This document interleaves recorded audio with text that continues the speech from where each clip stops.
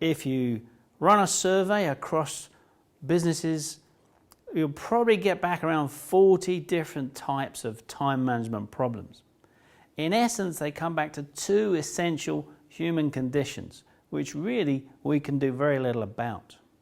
However many books you read on time management, however many training programs you go to, these essential two time management problems will keep reoccurring in our lives and everyone's lives. They are time compression and time distortion. And with time management skills, we can win most days. The very next day, time compression and time distortion will have another negative go at us. If we fight the good fight, we stand a chance of winning most days. So what are these two problems? Time distortion goes back to the definition of time management from Albert Einstein. It's about the involvement we have with the events in our lives. When we're totally engrossed and totally involved, time just disappears. When we're bored and disengaged, time just drags on forever. That means you and I and everybody else are pretty rubbish at estimating how long a task is going to take. In fact, we'll often underestimate how long something's going to take by 40%. That's 40%. So somebody rings you up and says, I want a left-handed widget. And you go, whoa, that's probably going to take me about 2 days, Governor. It'll cost you X, because we've calculated based on the amount of time and effort that'll be involved. We were wrong. It's probably going to take 3 days. So we've overpromised. We're rushing to deliver. We put extra time, extra effort, stay at work, don't go home and read that book to our child that we said we would. We even call on favours from a friend. The gross margin from that service is disappearing rapidly, but we just about manage it and we feel pleased we've delivered to our promises. When you think that's going to take me 10 minutes, allow 15. When you think it's going to take you an hour, allow an hour and a half. Build yourself a buffer. Now I know that no supplier has ever let you down. On the flip side, when one of your suppliers say, it'll be there in 3 days, I'll probably allow about 4.5. If we've got that in our back pockets as a reserve, as a buffer, we've got a chance to fight this trend of overpromising. Why do we overpromise? Because we're rubbish at estimating how long things take. Time distortion is one of the root causes of those problems.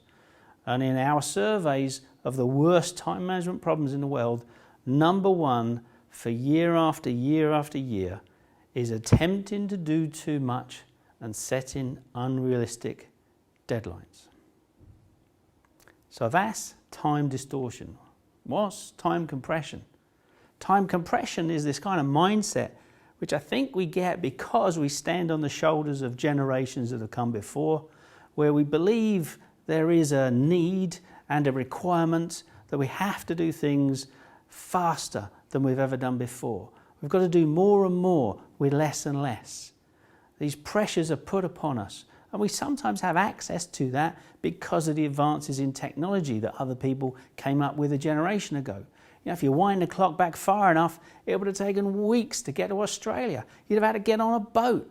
Now I've got to go to Australia later on and go to a wedding to be best man, one of my best friends. Fantastic. Now I've got to get on a boat. It's going to take me 12 weeks to get there. The wedding will last about a week, and then I'm going to get on a boat and come back.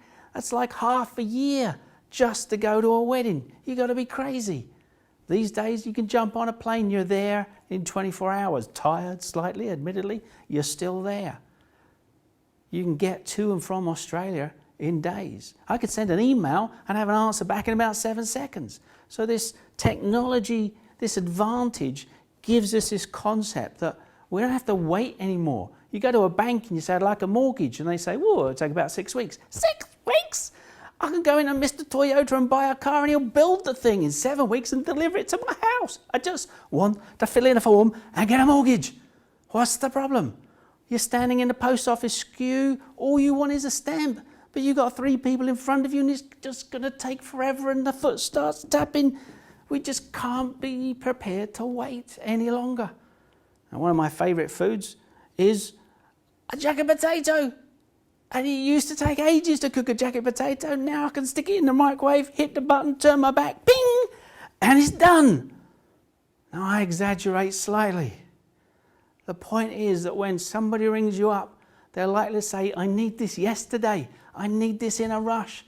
It's so urgent. And if we buy into that sense of urgency, that sense of time compression to do this thing faster and quicker than we've ever done before, it might actually be the wrong thing to do. There's a line in a pop song written by James Taylor which goes, and the squeaky wheel always gets the grease. And whenever I hear that song, I visualise a mum pushing a baby in a buggy down the high street. And as she's going down the high street, one of the wheels is going, ear, ear, ear, ear, ear. When she gets home, Dad gets a can of WD-40, bends down and oils the squeaky wheel. Now you know what's going to happen. James Taylor never even said it in the next sentence. Another wheel is going to fall off. You know that's what's going to happen. He doesn't even bother to put it in the song. If we pay attention only to the people who shout and scream and go, it's urgent, I need it. Okay, they're customers. If we dance to that urgency tune and only that tune, we may in fact be shooting ourselves in the foot, doing the wrong thing. And you're sat in a sales meeting a month or so later and someone says, where's the order from the Smiths? They always order £5,000 worth of stuff every month. I don't know. They didn't ring up. What do you mean they didn't ring up? Well, they ring us. They ring us and place the order, but it's your account to manage. Why haven't you rung them? Well, they always ring us. Oh, no, I never rung them. 2 months has gone by. They didn't ring. They got lonely. They went somewhere else. Why? Because we were too busy giving another quote to that person who screams a sense of urgency, who's asked for 39 quotes and never ordered a thing. There are times when we dance to the tune of time compression and the sense of urgency, and we feel that is so preeminent, so important. Actually, it might just be a waste of time. Those 2 time management problems, time compression and time distortion, will not go away. With the right skills and the right systems and approaches, you can win the battle most days. They will, I promise you, come back to revisit you. Time management is something that we have to do every single day.